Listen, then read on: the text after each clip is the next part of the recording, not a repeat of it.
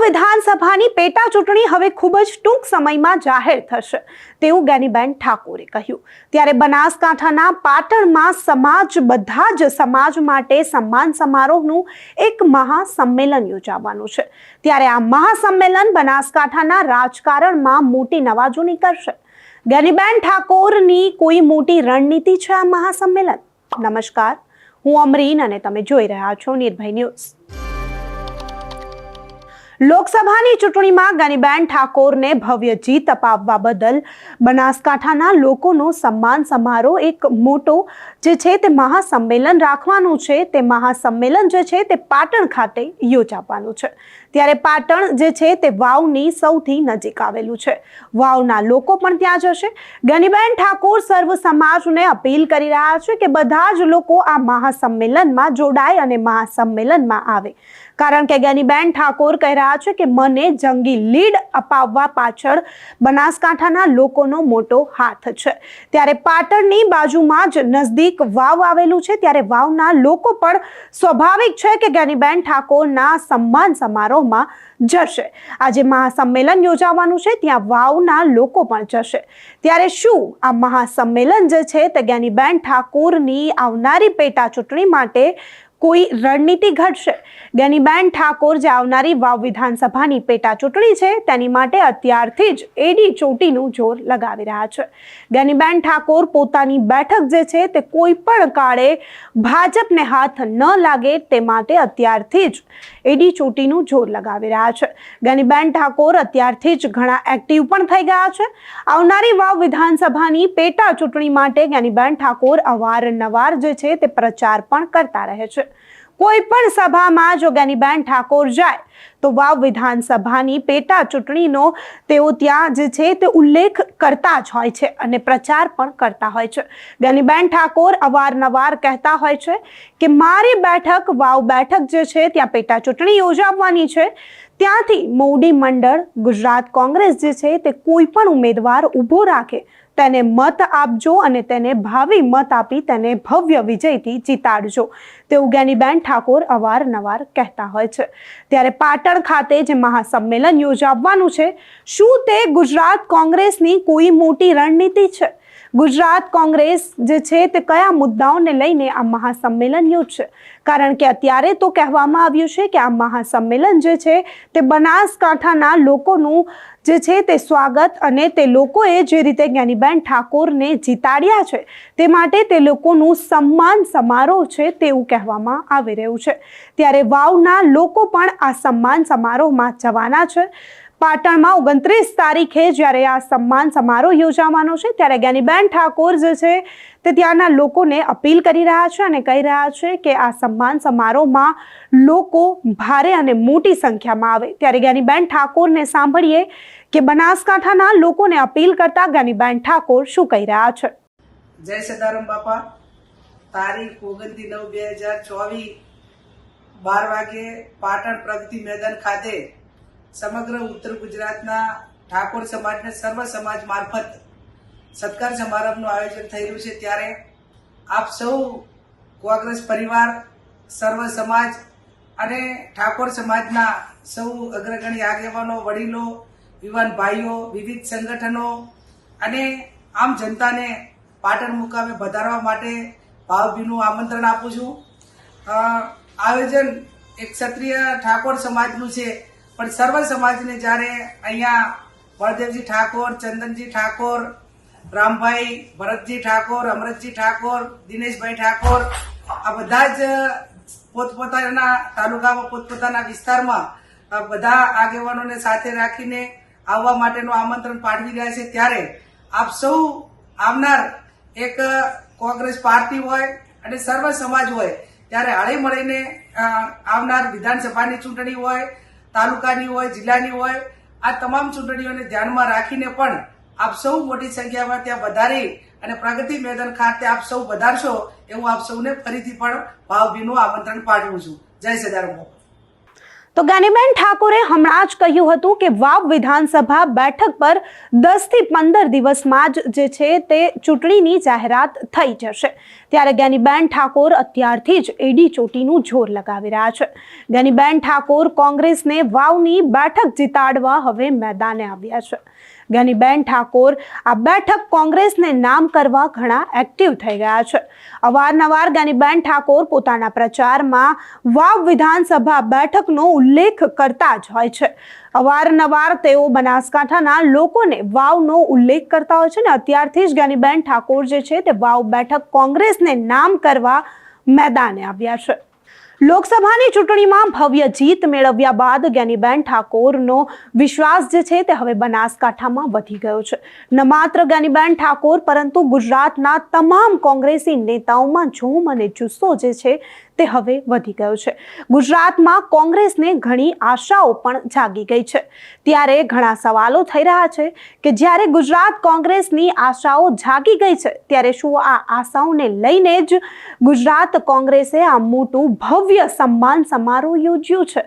કારણ કે વાવ વિધાનસભાની બેઠકને ધ્યાને રાખીને આ સન્માન સમારોહ યોજવામાં આવ્યું છે તેવા પણ અહીં સવાલો થઈ રહ્યા છે. જ્યારે વાવના લોકો પાટણમાં જે સન્માન સમારોહ યોજાયું છે તેમાં જશે, મોટા પ્રમાણમાં હાજરી આપશે.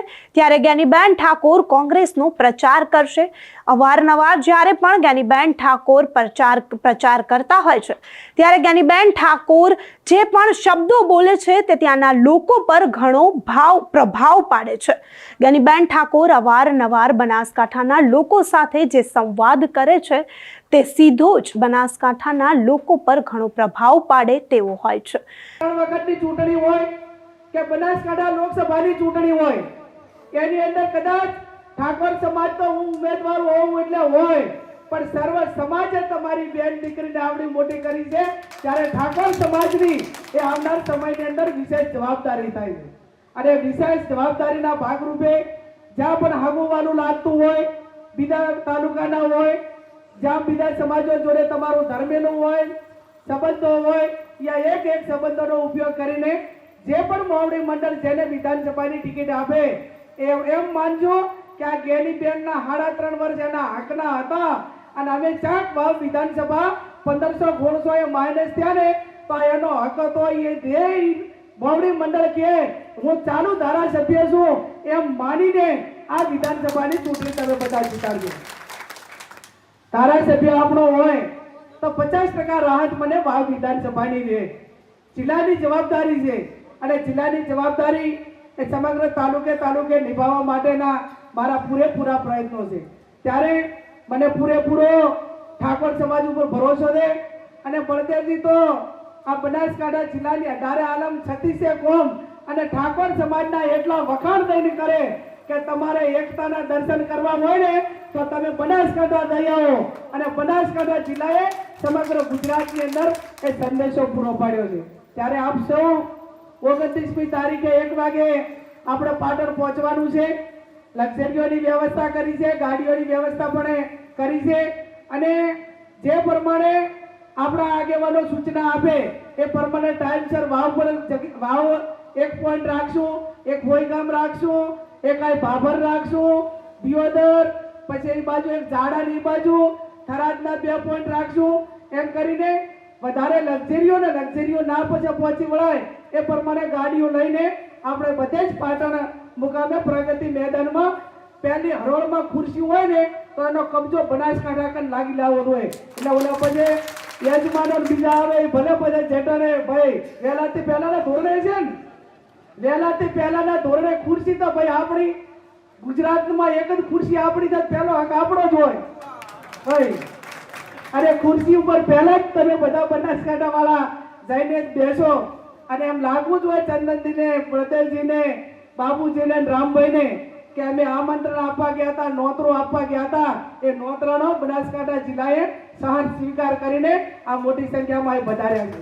ત્યારે આવનાર સમયની અંદર ધારાસભ્ય તરીકે આપણો માણસ ચૂંટાય અને લોકસભાના સાંસદ તરીકે તમે મને જે જવાબદારી સોંપી છે એનું એટલું ચોક્કસ જવાબદારોની હાજરીમાં ખાતરી આપું છું કે આજ સુધી તમારી બેન દીકરીએ ક્યાંય તમને ડાઘ નથી લાગવા આલ્યો અને આવનાર સમયની અંદર મારા બનાસકાંઠાને કે મારા ઠાકોર સમાજને ક્યાંય ડાઘ ન લાગવા દઉં એની હું આપ સૌને ખાતરી આપું. છતાં સાહેબ આવે ને જાય. પણ આજે આવડું માવડી મંડળ, આવડો મોટો સમાજ એ મારી ઇજ્જત કરતો હોય, મારું સન્માન કરતો હોય, ત્યારે મારી જવાબદારી એક મહિલા તરીકે વિશેષ વધી જાય છે. એક મહિલા તરીકે હોય કે જે કંઈ એક આગેવાન તરીકેની મારી ભૂમિકા હોય, એ ભૂમિકામાં 28 વર્ષમાં તમને ક્યાંય નીચું જોયે એવું કામ મેં નથી કર્યું. અને આવનાર સમયની અંદર તમારા બધાના આશીર્વાદથી, શક્તિથી તમારે એક આમ ઊંચો કોલર કરીને તમે બધાય ફરો. મેં ધારાસભ્યમાં રાજીનામું આલવા ગઈને એ દિવસે મેં વટભેર પ્રેસ કોન્ફરન્સ કરી હતી કે આ રાજીનામું એ મારા વ્યક્તિગત સ્વાર્થ માટેનું નથી, આ રાજીનામું પૈસા માટે નથી, આ રાજીનામું મારા મતદારોના વિશ્વાસઘાત માટેનું નથી, આ રાજીનામું મારા ગૌરવ માટેનું રાજીનામું છે, સન્માન માટે. તો જ્ઞાનીબેન ઠાકોર બધા જ સમાજના લોકોને અહીં આવવાની અપીલ પણ કરી રહ્યા છે અને કહી રહ્યા છે કે મોટી સંખ્યામાં આ સન્માન સમારોહમાં તમે જોડાઓ. ત્યારે ચોક્કસપણે કહી શકાય કે ગુજરાત કોંગ્રેસ જે છે તે પોતાની કોઈ મોટી રણનીતિ ઘડી રહ્યું છે, કારણ કે આવનારી વાવ વિધાનસભાની પેટા ચૂંટણી માટે ભાજપ પણ અહીં એડી ચોટીનું જોર લગાવશે. ભાજપને પણ અહીં જ્ઞાનીબેન ઠાકોરની સીટ જે છે તે કોઈ પણ કાળે જોઈએ. ભાજપને પણ લાગતું હશે કે ભલે અમે જ્ઞાનીબેન ઠાકોર સામે લોકસભાની ચૂંટણીમાં હાર્યા, પરંતુ તેનો બદલો કંઈક ને કંઈક આવનારી આ વાવ વિધાનસભાની પેટા ચૂંટણીમાં વાળી લેશે. કંઈક અંશે તો ભાજપને જ્યારે જ્ઞાનીબેન ઠાકોરની આ સીટ મેળવશે તો કંઈક અંશે તો ભાજપને ફાયદો થશે. પરંતુ કોંગ્રેસ પણ અત્યારે એડી ચોટીનું જોર લગાવી રહી છે અને કોંગ્રેસ પણ કોઈ પણ કાળે પોતાની આ સીટ જે છે તે ભાજપને ફાળે ન જવા દેવા માટે પોતાના પ્રયાસો કરશે. ત્યારે આ મહાસંમેલન જે છે તે બનાસકાંઠામાં ખૂબ જ મોટો ગરમાવો લાવશે. બનાસકાંઠા કોંગ્રેસમાં અત્યારે રાજકારણ ગરમાયેલું છે. જ્ઞાનીબેન ઠાકોર પણ આવનારી વાવ વિધાનસભાની પેટા ચૂંટણીને લઈને ઘણા એક્ટિવ દેખાઈ રહ્યા છે. બનાસકાંઠાના લોકોને પણ તેઓ અપીલ કરી રહ્યા છે. ત્યારે આ મહાસંમેલન જે છે તે બનાસકાંઠા કોંગ્રેસમાં જે છે તે રાજનીતિમાં મોટો ગરમાવો લાવશે. તમને શું લાગે છે? પાટણમાં યોજાનારું જે આ મહાસંમેલન છે તે ગુજરાત કોંગ્રેસ અને જ્ઞાનીબેન ઠાકોરની કોઈ મોટી રણનીતિ છે? જ્ઞાનીબેન ઠાકોર આવનારી જે વાવ વિધાનસભાની પેટા ચૂંટણી છે તેને પહોંચી વળવા માટે આ મહાસંમેલનમાં કોઈ મોટી રણનીતિ કરશે? તમને શું લાગે છે? અમને કમેન્ટ કરી ચોક્કસથી જણાવજો. તથા જ જ્ઞાનીબેન ઠાકોરના મહાસંમેલન વિશે પણ અમને કમેન્ટ કરી ચોક્કસથી જણાવજો. તથા અમારી ચેનલ નિર્ભય ન્યૂઝને લાઇક, શેર અને સબસ્ક્રાઇબ કરવાનું ભૂલશો નહીં. આભાર.